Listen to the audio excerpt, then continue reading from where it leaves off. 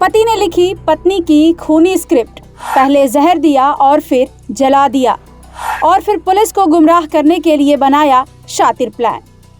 आपकी स्क्रीन पर चल रही तस्वीरों में ये शख्स इंसान के रूप में हैवान है। इसने अपनी बीवी को इतनी दर्दनाक मौत दी जिसे ना सोचा जा सकता है और ना ही समझा।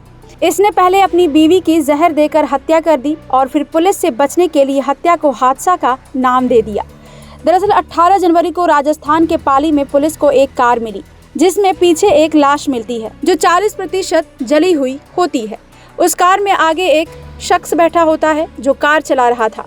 हैरान कर देने वाली बात ये थी कि उस आदमी को एक खरोंच भी नहीं आई थी। इतना ही नहीं, कार का भी बस पीछे का ही हिस्सा जला हुआ था। इसके बाद पुलिस ने अशोक जो कार चला रहा था उसे इलाज के लिए अस्पताल में भर्ती कराया और शाम को पूछताछ के लिए हिरासत में ले लिया। लेकिन उस शख्स का कहना है कि ये सिर्फ हादसा है, लेकिन पुलिस को उसकी बातों पर जरा भी भरोसा नहीं हुआ। इसके बाद पुलिस ने सख्ती से उससे पूछताछ की तो उसने बताया कि कार में जो लाश मिली वो मेरी पत्नी रेखा की है, जिसको उसने ही मारा है।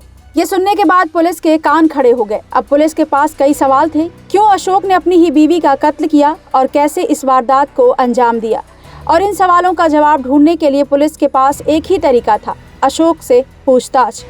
पूछताछ के दौरान अशोक ने वारदात की पूरी कहानी बताई। आरोपी ने बताया कि वो पहले आंध्र प्रदेश में काम करता था, लेकिन उसकी पत्नी उसे पाली लेकर आ गई। यहाँ वो चाय के होटल में सुबह शाम तक चाय बनाता था और फैक्ट्रियों में चाय सप्लाई करता था।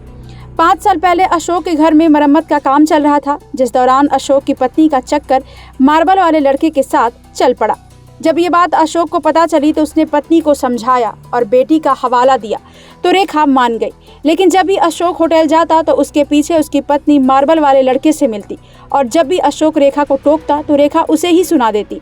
रेखा अपने पति से कहती कि तुम मेरे रहम पर पल रहे हो, चाय की होटल पापा ने तुम्हें लगा कर दी, मकान मेरे नाम से है, ज्यादा परेशान किया तो छोड़ दूंगी, तो तुम सड़क पर आ जाओगे। इतना ही नहीं, रेखा का अशोक के घर वालों के साथ भी व्यवहार अच्छा नहीं था। रेखा के इतने सब कारनामों के बाद अशोक के अंदर रेखा के लिए काफी नफरत पैदा हो गई, जिसके बाद उसने रेखा को मारने के लिए एक साजिश रची। सबसे पहले उसने रेखा के खाने में जहर मिलाकर उसकी हत्या कर दी। इसके बाद इलाज के बहाने उसे सुनसान इलाके में ले गया और फैक्ट्री से लाए छोटे छोटे कपड़ों के टुकड़ों से आग लगाकर उसे जला दिया। और इसके बाद रेखा की हत्या को हादसा का नाम दे रहा था, लेकिन पुलिस के सामने अशोक ने सारा सच उगल दिया। फिलहाल अशोक पुलिस की हिरासत में है और बार बार यही कह रहा है कि मेरे से गलती हो गई, अब मेरी बेटी का क्या होगा। ब्यूरो रिपोर्ट, क्राइम तक।